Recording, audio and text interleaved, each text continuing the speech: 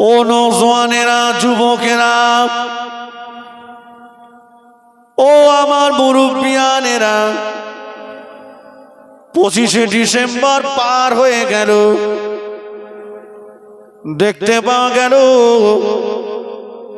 কত মুসলমানের ছেলেরা 25শে ডিসেম্বরকে কেন্দ্র করে এরা বড়দিন পালন করলো, এরা কেক কিনলো, নিজে খেলেও বাড়িতেও আনলো, বাচ্চাদেরকেও খাওয়ালো। এই ডিসেম্বর থেকে শুরু করে আগামী জানুয়ারিতে চলবে। 1 জানুয়ারিকে কেন্দ্র করে মুসলমানের ছেলেরা চতুর্দিকে তারা পিকনিক করবে, হ্যাপি নিউ ইয়ার, নূতন নববর্ষ করবে পালন তারা। ও ভাইরা আমার, শুধু তাই নয়, আল্লাহ নবী বললেন মুসলমান আর একটা মুসলমানের সঙ্গে দেখা হলে আল্লাহ নবী বললেন আসসালামু ক্বাবলাল কালাম, প্রথমে সালাম বিনিময় করো, তারপরে তার সঙ্গে কথা বলো। কিন্তু সকাল হলো, ছোট্ট দাদু ভাইটাকে বলছি গুড মর্নিং, রাত্রে ঘুমাতে যাওয়ার আগে দাদু ভাইকে বললাম গুড নাইট, বাজারে যাচ্ছি দাদু ভাইকে হাতটা নেড়ে বলে দিলাম টাটা।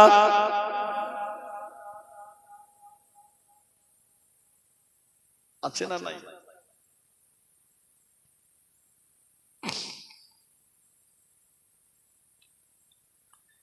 যে ইহুদিরা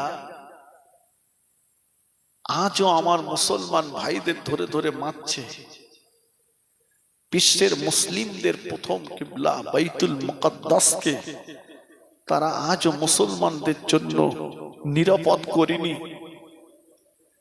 আজ আমাদের ঘরের ছেলেরা, এদের প্যান্ট, এদের চুল কাটার স্টাইল সব ওদের দখলে। কি আমি ভুল বলছি? খোঁজ দিয়ে দেখে,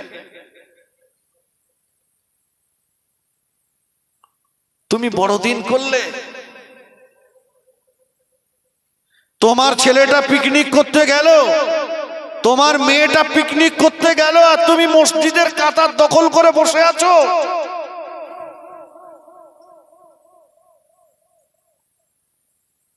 আলা কুল্লুকুম রাঈন ওয়া কুল্লুকুম মাসউলুন আন রাইয়াতিহি। রাসূল বললেন তোমরা প্রত্যেকই হলে এক একজন অভিভাবক, তোমাদের এই অভিভাবকত্বের ব্যাপারে আল্লাহর দরবারে জবাবদিহি করতে হবে, ছাড় নাই।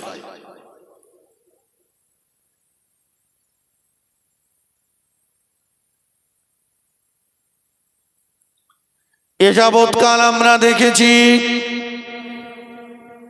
আমাকে যিনি জন্ম দিয়েছেন, জন্মদাতাকে আমরা ডেকেছি আব্বা বলে।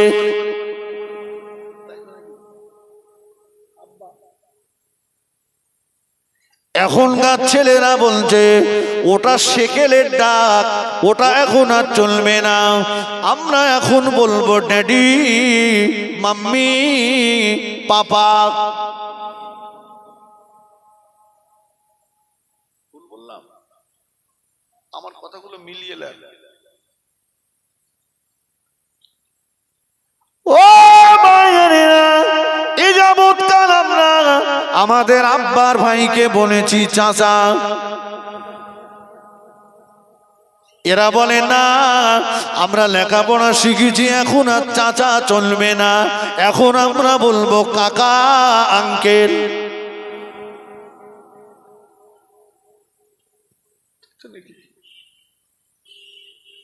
আচ্ছা বলুন তো, আপনাদের এটা কোন থানা? অশোকনগর থানার ভিতরে একটা বিধর্মীদের বাড়ি আমার দেখাবেন? জীবনে মাইকে মুখ লাগাবো না। একটা বিধর্মীর বাড়ি যে আমরা আমাদের বাপের ভাইরই চাচা বলি, তো ওরা ওদের বাচ্চাটাকে ডেকে শিক্ষা দিয়েছে, কচি বেটা শোন, বাপের ভাইরই আজ থেকে চাচা বলবি। ওদের ঘরে একটাও চাচা নেই, কিন্তু ওদের কাকাটা কিন্তু আমাদের ঘরে আছে। জি, সাহিত্যের ভাষায় ঠিক থাকলেও চিরকাল একটা পার্থক্য রয়েছে। আমরা বলি পানি, ওরা বলে জল। ভাই, 10টা মুসলমান এক জায়গায়, সেখানে যদি একটা বিধর্মী ভাই আসে, সে এসেই ওটাকেই সামনে রেখে বলবে জল দাও। কিন্তু দুটো বিধর্মী যদি এক জায়গায় থাকে, একটা মুসলমান যদি সেখানে যায়, নিজেরটাকে পকেটে পুরে ওরটাকে টেনে নিয়ে বলবে জল দাও। সত্য না মিথ্যা? মসজিদে বসে দোয়া করতেছি, আল্লাহ আল্লাহ তুমি বাঁচাও। আল্লাহ বলে তুই নিজে মরণ কুয়ায় যাচ্ছিস, আমি তোর বাঁচাবো কি? তোরে তো আমি নিষেধ করলাম, তুই ইহুদি খ্রিস্টানদের কখনো বন্ধু রূপে মানিস না। তোর টোটাল রাত সকাল থেকে নিয়ে আর রাত্রে ঘুমাতে যাওয়ার আগ পর্যন্ত সারা দিনের তালিকাটাই তোর বেশিরভাগ ইহুদি খ্রিস্টানদের রীতিনীতি। খাচ্ছি চা বাম হাতে, পানির গ্লাস বাম হাতে, হ্যাঁ ধরুন ডান হাতটা লাগান নাই, ধকধক করে দাঁড়িয়ে দাঁড়িয়ে বেঁধে দিলাম।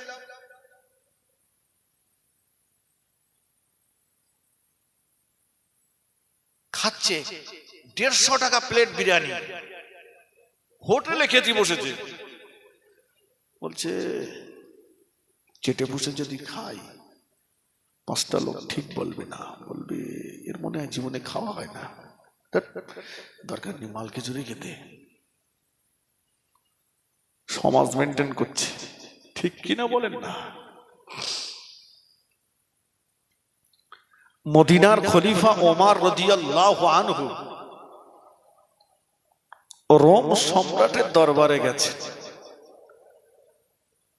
জি, তার আগে একটা কথা বলি, কথাটি বলার আগে আমি শুরুতেই বলেছি যে আল্লাহ বলেছেন তোদের ভয় নেই, শর্ত হলো মোমেন হতে হবে, তাই তো?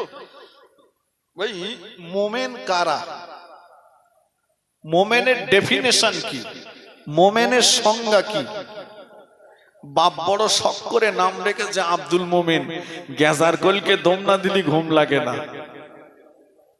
মোমেন আব্দুল মোমেন মদ খেয়ে রাস্তায় মাতলামি করছে, নাম আব্দুল মোমেন লটারির টিকিট কাটছে, নাম আব্দুল মোমেন গ্যাজা খাচ্ছে, চুল্লু খাচ্ছে।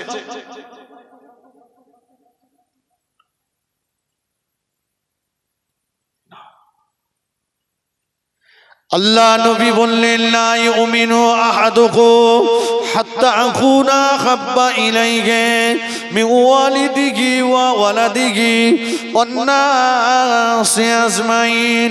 আল্লাহ নবী বললেন, ও আমার সাহাবীরা, অতক্ষণ পর্যন্ত তুমি পূর্ণ ঈমানদার হতে পারবে না যতক্ষণ না পর্যন্ত তুমি তোমার পিতা মাতা, তোমার সন্তান সন্ততি, অন্নাস, আল্লাহ নবী 3টে কথা বলেছেন।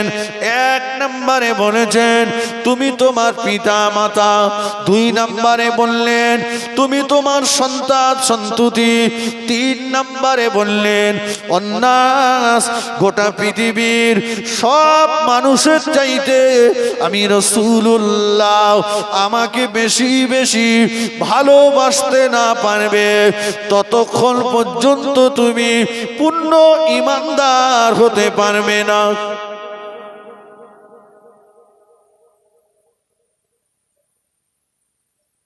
তাই বাপ মার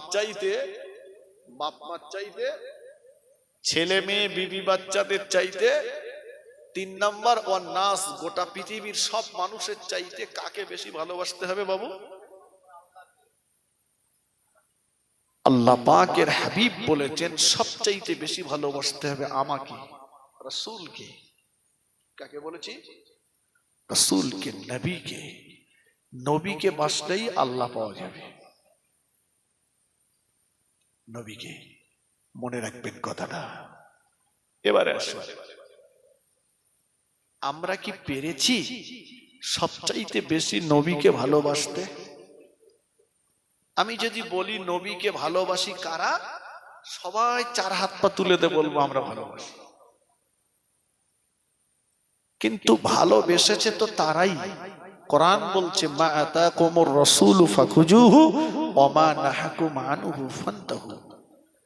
নবীর করতে বলা কাজ করেছে যারা, নবীর নিষেধ করা কাজ ছেড়েছে যারা, নবীকে পরিপূর্ণ ভালোবেসেছে তারা। সুবহানাল্লাহ বলে। আচ্ছা, গোটা পৃথিবীর সব মানুষের চাইতে বলেছে, তাই না? আসেন এবার যে কথাটি বলছিলাম, ওমর রাদিয়াল্লাহু আনহু রোম সম্রাটের দরবারে গেছেন, মদিনার খলিফা। তো খানা পিনার ব্যবস্থা হয়েছে, বিভিন্ন দেশের রাজা বাদশাদেরকে দাওয়াত করা হয়েছে, বিভিন্ন দেশের রাজা বাদশারা এসছেন। জি মাইকম্যান, মাইকের কাছে চলে আসেন, এখানে বন্ধ হয়ে গেছে। দরুদ শরীফ আল্লাহুম্মা সাল্লি আলা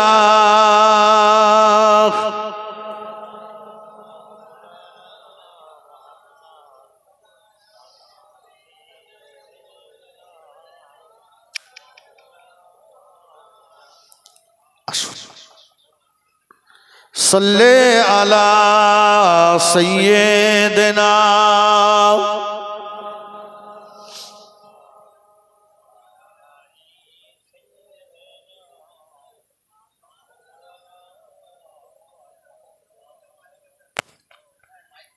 জালি মোবারক দেখলে এক নজর, নূরেতে ঝলমল করবে ভিতর। ওগো রউফুর রহিম, কাছে ডাক দাও না। ওগো রউফুর রহিম, কাছে ডাক দাও না। দেখবো সোনার মদিনা। আল্লাহুম্মা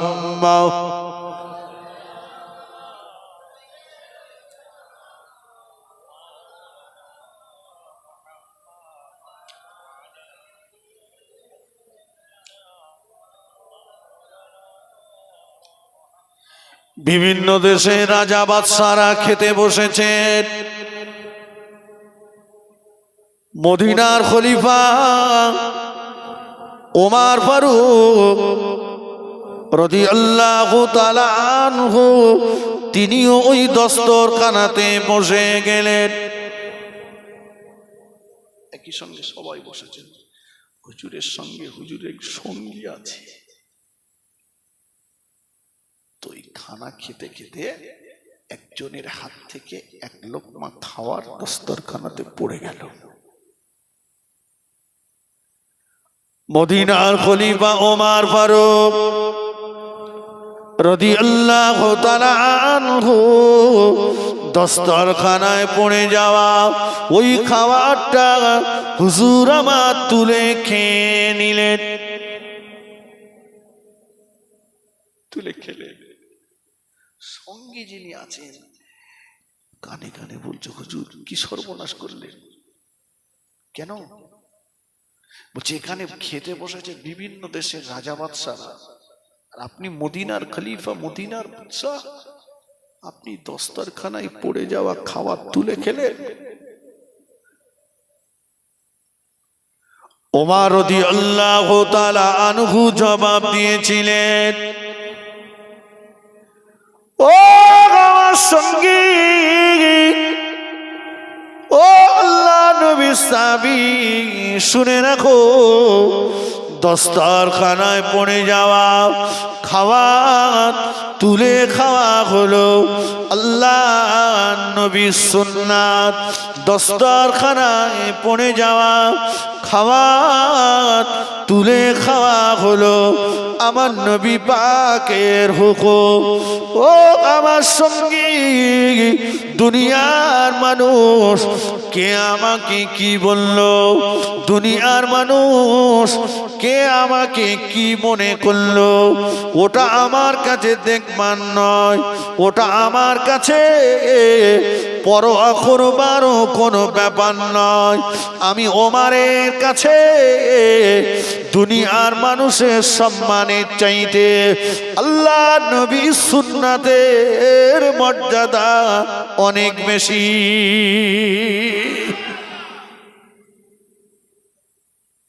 কি বললেন? দুনিয়ার মানুষের সম্মানের চাইতে নবীর সুন্নাতের মর্যাদা অনেক বেশি। ওমর রাদিয়াল্লাহু আনহু দুনিয়ার সবচাইতে নবীকে বেশি ভালোবেসেছে না বেশি বেসেছে? আচ্ছা,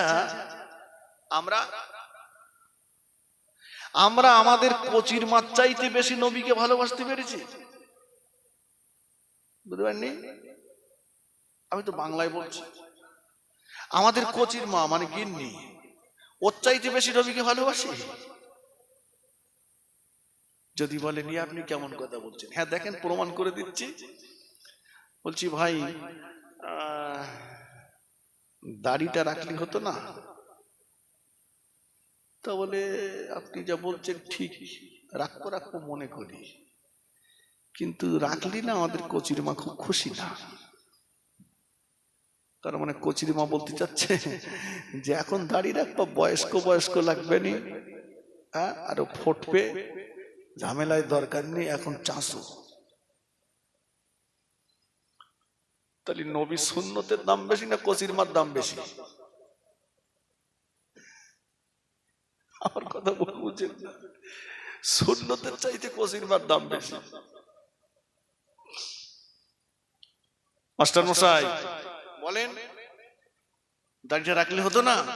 বলে আপনি তো বলছেন, আপনি ওয়াজ করেন ঠিক আছে, আমার স্কুলে যেতে হয়, ওখানে 4-5টা ম্যাডাম আছে, অন্যান্য ধর্মের সব মাস্টাররা রয়েছে, আরো উচ্চ মাধ্যমিক স্কুল বড় বড় মেয়েরা রয়েছে, ওখানে এখন দাঁড়িয়ে রাখলে আমার ঠিক মানাবে না। তার মানে মাস্টার মশাইয়ের কাছে নবী সুন্নতের থেকে ম্যাডামের দাম বেশি। আমার কথা বুঝতে হবে ভাই, ঠিক কিনা বলেন? কিছু ছেলে দাড়ি রেখেছে, যারা জলসা টলসা দিচ্ছে, এরা মানে অল্প বয়সের ছেলে, কিছু হঠাৎ আচমকা দুপুরে বাস পড়া মতো দাড়ি রেখেছে। আমি বলি এর তো দাড়ি রাখার তাহলে সত্যি কি ভালো হয়ে গেছে? বলতে না হুজুর, ওই একটা ক্রিকেট প্লেয়ার দাড়ি রেখেছে, বিরাট কোহলি, ও সেই অনুকরণে দাঁড়িয়ে রেখেছে। আমি বলি কোচি, সেই যখন ডাকলি নিয়তটা একটু পরিবর্তন করতে পারলি না? তুই যদি বিরাট কোহলি না করে রসুলের সুন্নাত করতিস, একটা লাভ হতো। কি কিতাবের ভিতরে পড়েছি, একটা উম্মত তার জীবনে এত পাপ, আল্লাহ রসুল আল্লাহ পাকের দরবারে তার সুপারিশ করার কোন রাস্তা পাচ্ছেন না। সর্বোপরি আল্লাহ নবী, নূর নবী, দয়া নবী নজর পড়ে গেল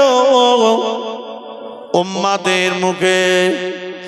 আল্লাহ নবী উম্মতের মুখে নবীর সুন্নাত দাঁড়িয়ে আছে।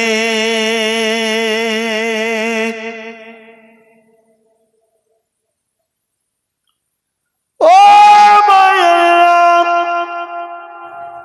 কিতাবের ভিতরে লেখা হয়েছে আল্লাহ নবী ওই সময়তে আল্লাহ পাককে বলবেন, আল্লাহ পাক, আল্লাহ পাক, ও রব্বুল আলামিন, আল্লাহ পাক কুদরতি নজরে, দয়ার নজরে, ক্ষমার নজরে একবার তাকান, চেয়ে দেখুন আপনার বান্দা আমার উম্মতকে আপনি ডাক দিয়েছেন। আমার উম্মত আপনার বান্দা ঘর বাড়ি ছেড়ে ঘর বাড়ি দুনিয়া জমিনে রেখে আপনার ডাকে সাড়া দিয়েছে।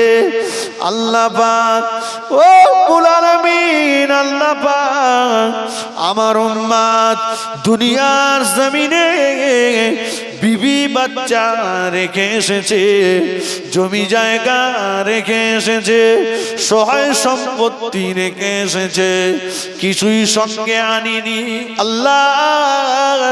কিন্তু একটিবার কুদরতি নজরে চেয়ে দেখুন আমার উম্মত কাপড়ের ভিতরে মুড়ে, কাপড়ের ভিতরে করে আমি রাসূলুল্লাহ আমার সুন্নাত দাড়িটাকে সঙ্গে করে এনেছে।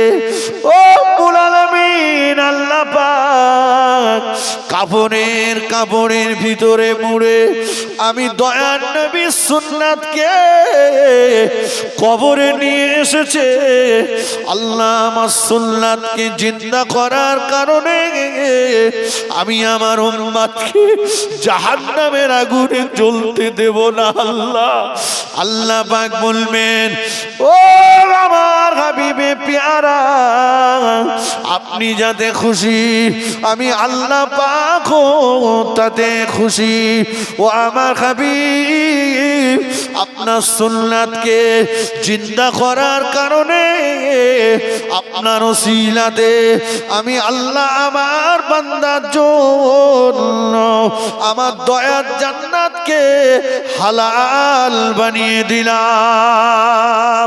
আরেকটু জোরে বলুন সুবহানাল্লাহ।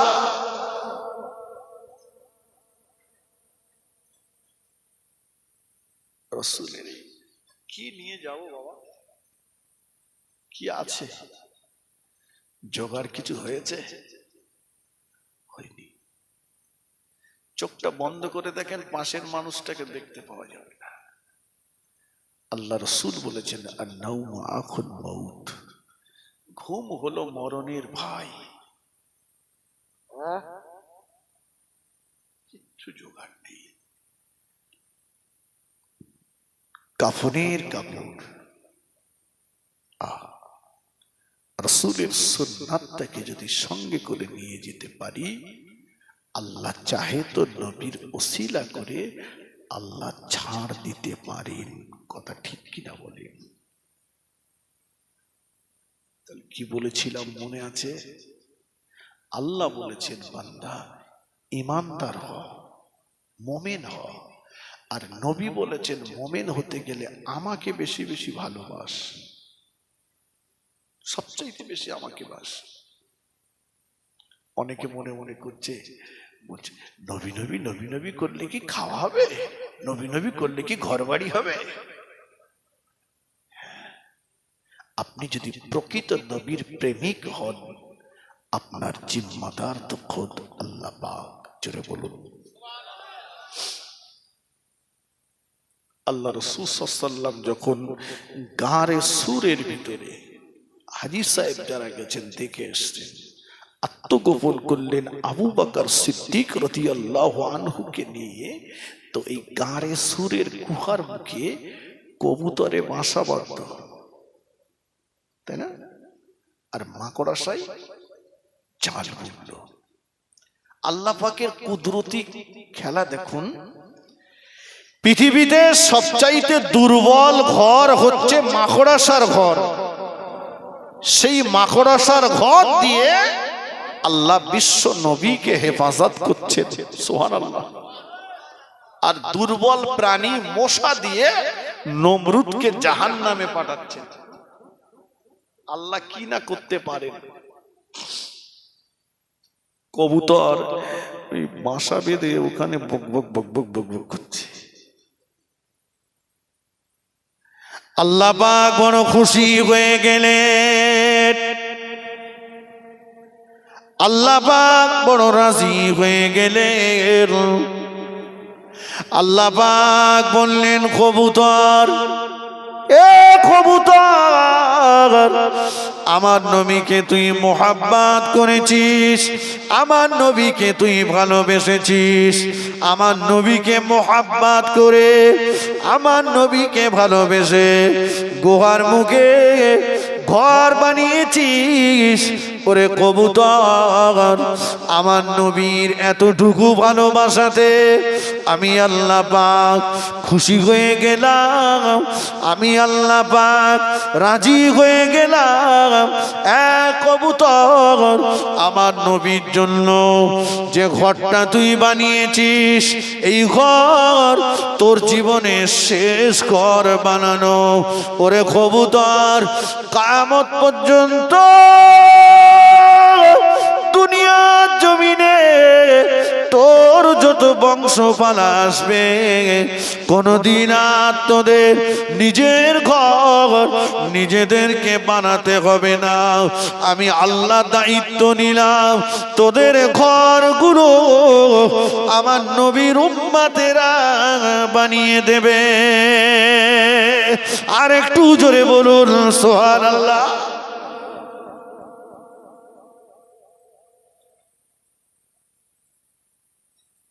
কবুতর দেখেছেন তো?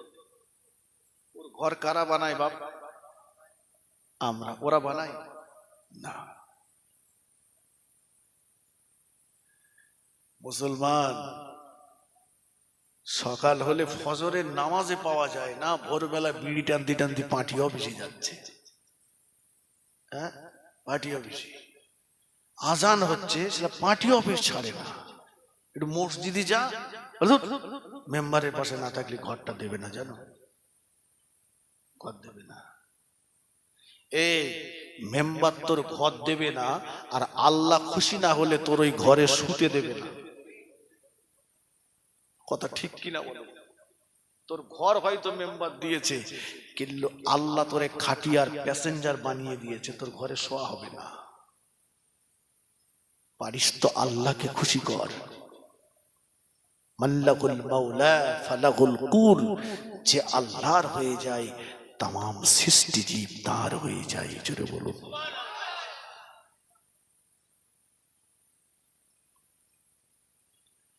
আল্লাহ পাক বললেন, মাখরাসা,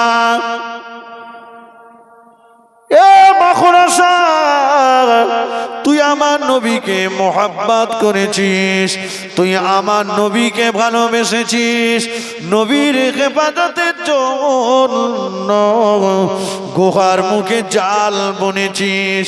আমি আল্লাহ পাক খুশি হয়ে গেলাম, আমি আল্লাহ পাক রাজি হয়ে গেলাম। মাখরাসা, কিয়ামত পর্যন্ত তোর যত বংশপালা দুনিয়ার জমিনে আসবে, কোনদিন তোদের আর খাওয়ার টেনশন করতে হবে না, খাওয়ার চিন্তা করতে হবে না। তোরা শুধু জাল বুনে বসে থাকবি, আমি আল্লাহ তোদের খাওয়াটা তোদের জালি পৌঁছে দেব। আর একটু জোরে বলুন সুবহানাল্লাহ। ও জাল বুনে বসে আছে, জালে যা বাঁধে ও তাই খায়। কি বলে? আরে সকালবেলা উঠে ছোছো করতেছে, 10 টাকা দিয়ে কাটলে 10 লাখ পাবো, হ্যাঁ, ওই মাল খুঁজে বেড়াচ্ছে। একটু আল্লাহ বিল্লাহ কর, মসজিদ মুখ হ। সারা জীবন নামাজ পড়লো না, ওরে কবরে দিচ্ছি আর বলছি বিসমিল্লাহি ওয়া আলা মিল্লাতি রাসূলিল্লাহ। ওরে সর্বনাশ, আল্লাহর নামে নবীর দলে দিচ্ছি। কার গেজার কইলকে দম না দিলি যার ঘুম হতো না।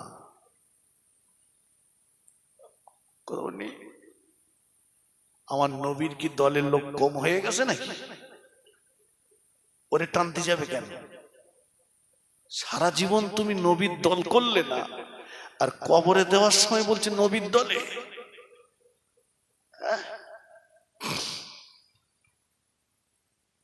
মোহাব্বত করো নবীকে, ভালোবাসো নবীকে। কি করলাম? আল্লাহ নবী বললেন, ও আমার সাহাবীরা, আল্লাহ পাক আমাকে দুনিয়ার জমিনে পাঠিয়েছেন, আল্লাহ পাক আমাকে দুনিয়ার জমিনে পাঠিয়েছেন মূর্তি পূজার বাদ্যযন্ত্র ধ্বংস করার জন্য। আল্লাহ নবী বললেন, আল্লাহ আমাকে মূর্তি পূজার বাদ্যযন্ত্র ধ্বংস করার জন্য পাঠিয়েছেন। খবরদার তোমরা মূর্তি পূজা করো না, বাদ্যযন্ত্র ব্যবহার করো না, মূর্তি পূজা করো না, বাদ্যযন্ত্র ব্যবহার করো না। ও আমার মায়েরা, পৃথিবীতে যত নবী রাসূল এসেছে সবার মুখে একটি কথা ছিল, লা ইলাহা ইল্লাল্লাহ, লা ইলাহা ইল্লাল্লাহ। নবী আদম আলাইহিস সালাম বলেছেন লা ইলাহা ইল্লাল্লাহ, নবী শীস আলাইহিস সালাম বলেছেন লা ইলাহা ইল্লাল্লাহ, নবী নূহ আলাইহিস সালাম বলেছেন লা ইলাহা ইল্লাল্লাহ, নবী মূসা আলাইহিস সালাম বলেছেন লা ইলাহা ইল্লাল্লাহ, নবী ইব্রাহিম আলাইহিস সালাম বলেছেন লা ইলাহা ইল্লাল্লাহ, ইউসুফ আলাইহিস সালাম বলেছেন, ইসমাঈল আলাইহিস সালাম বলেছেন, সবার মুখে একটি কথা, লা ইলাহা ইল্লাল্লাহ, আল্লাহ ছাড়া কোনো মাবুদ নাই। ঠিক কিনা বলে সবাই?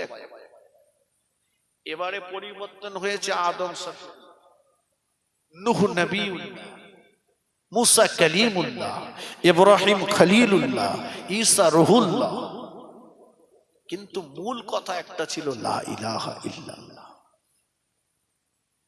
সত্য না মিথ্যা? মূর্তি পূজা করি আমরা না। চলেন এখন যাবেন, মুসলমানকে আল্লাহ টাকা দিয়েছে, বাড়ি তৈরি করেছে, আরে বাবা, টালি টালি লাগিয়েছে, পাথর টাথর বসিয়েছে, বেশ চিকচাক করছে, পাঁচিল গেটও আছে, গেটের কাছে খাজা বাবার মাজারের ফটো,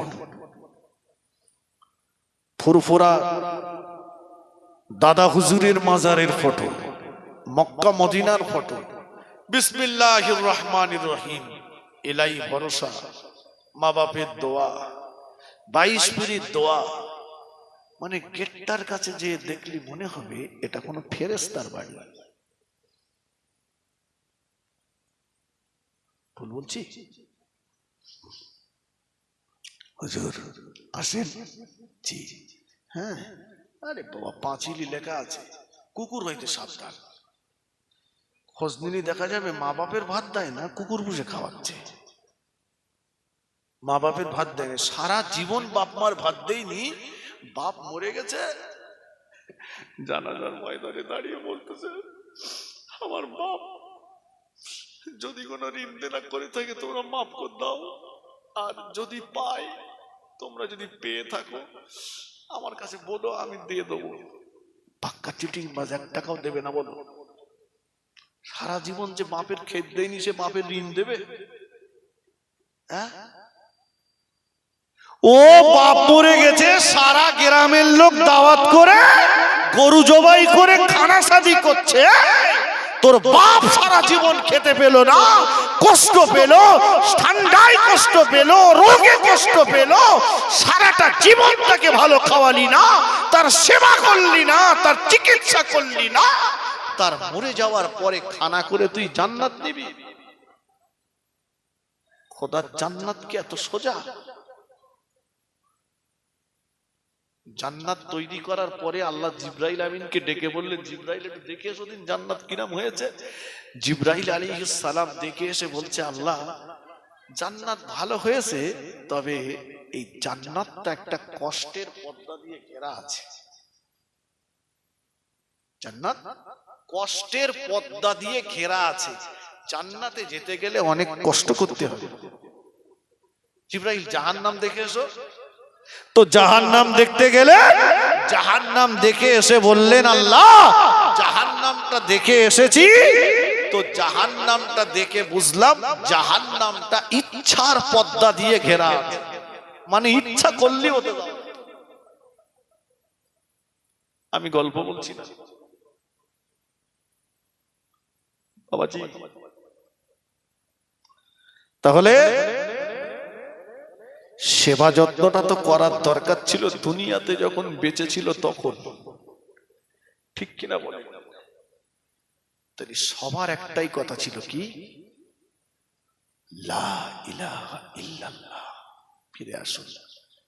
বাড়ি ঢুকে গেলাম, ঢুকেই দেখি দেওয়ালে স্বামী স্ত্রী এক জায়গায় দাঁড়িয়ে ফটো তুলে টাঙিয়ে রেখেছে। শোকেজের ভিতরে দেখি